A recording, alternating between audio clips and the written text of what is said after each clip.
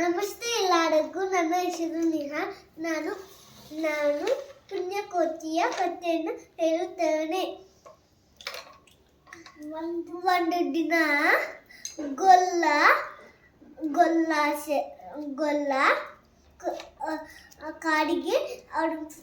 ಕಾಡಿಗೆ ಕರ್ಕೊಂಡು ಹೋಗಿದ್ದ. ಅವಾಗ ಅವನು ಕಲ್ಲಲು ಹುಡುಕೊಂತ ಕುತ್ಕೊಂತ ಇದ್ದ. ಹಂಗೆ ಪುಣ್ಯಕೋಟಿ ಅಂತ ಒಂದು ಹಸು ಇತ್ತು. ಆಮೇಲೆ ಅಲ್ಲೇ ಒಂದು ಹುಲಿ ಸೌಂಡ್ ಕೇಳಿತ್ತು. ಆಮೇಲೆ ಇಲ್ಲ ಅಂಬಾರು ಓಡಾಕತ್ತು. ಆಮೇಲೆ ಪುಣ್ಯಕೋಟಿ ಒಂದು ಚಟ ಹೋಯ್ತು. ಆಮೇಲೆ ಅವ್ರ ಫ್ರೆಂಡ್ಸ್ ಒಂದು ಕಡೆ ಹೋಗ್ಬಿಟ್ರು. ಆಮೇಲೆ ಪುಣ್ಯಕೋಟಿಯಲ್ಲೇ ಒಂದು ಗುಹೆ ಇತ್ತು. ಆಮೇಲೆ ಅದು ಅಲ್ಲೇ ಸ್ಟಾಪ್ ಮಾಡಿಬಿಟ್ಟು, ನಾನು ನಿನ್ನ ತಿನ್ಬಿಡ್ತೀನಿ ಅದು ಅಲ್ಲೇ ಹೇಳಿತ್ತು.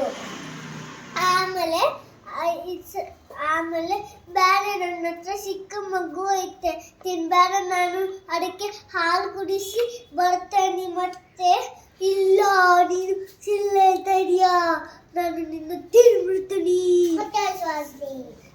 ಸತ್ತವೇ ನನ್ನ ತಂದೆ ತಾಯಿ, ಸತ್ತವೇ ನನ್ನ ಭಗವಂತ ಅಂತ ಹೇಳ್ತು. ಆಮೇಲೆ ಓಕೆ ಹೋಗು, ಬೇಗ ಕುಡಿಸಿ ಬೇಗ ಬಾ ಅಂತ ಹೇಳ್ತು. ಆಮೇಲೆ ಬೇಗ ಓಡಿ ಹೋಗಿ ಪಾಪುಗೆ ಹಾಲು ಕುಡಿಸಿ ಬಾ. ಆಮೇಲೆ ಕಡು ಅಳ್ತಾ ಇತ್ತು. ಅಮ್ಮ ಹೋಗ್ಬೇಡ ಅಮ್ಮ, ಯಾರ ಜೊತೆ ಮಲ್ಕೊಳ್ಳಿ, ಯಾರ ಜೊತೆ ಹಾಲು ಕುಡಿಲಿ ಅಮ್ಮ ಅಂತ ಹೇಳ್ತು. ನಿಮ್ಮ ಮಗು ತರ ಇಟ್ಕೊಡಿ, ಮುಂದೆ ಬಂದರೆ ಗುಲ್ಲಬೇಡಿ, ಹಿಂದೆ ಬಂದರೆ ಒಡೆಯಬೇಡಿ ಅಂತ ಹೇಳ್ತು. ಆಮೇಲೆ ಅದು ಪುಣ್ಯಕೋಟಿ ಓಡ್ಕೊಂತ ಹೋಗು. ಆಮೇಲೆ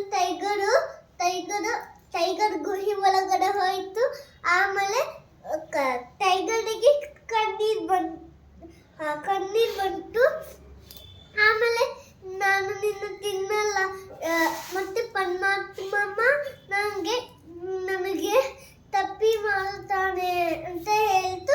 ಆಮೇಲೆ ಅದು ಹೋಗಿ ಬೆಟ್ಟದ ಮೇಲಿಂದ ಜಂಪ್ ಮಾಡಿಬಿಟ್ಟು. ಆಮೇಲೆ ಹಸು ಖುಷಿಲೇ ಮನೆಗೆ ಹೋಯ್ತು. ಆಮೇಲೆ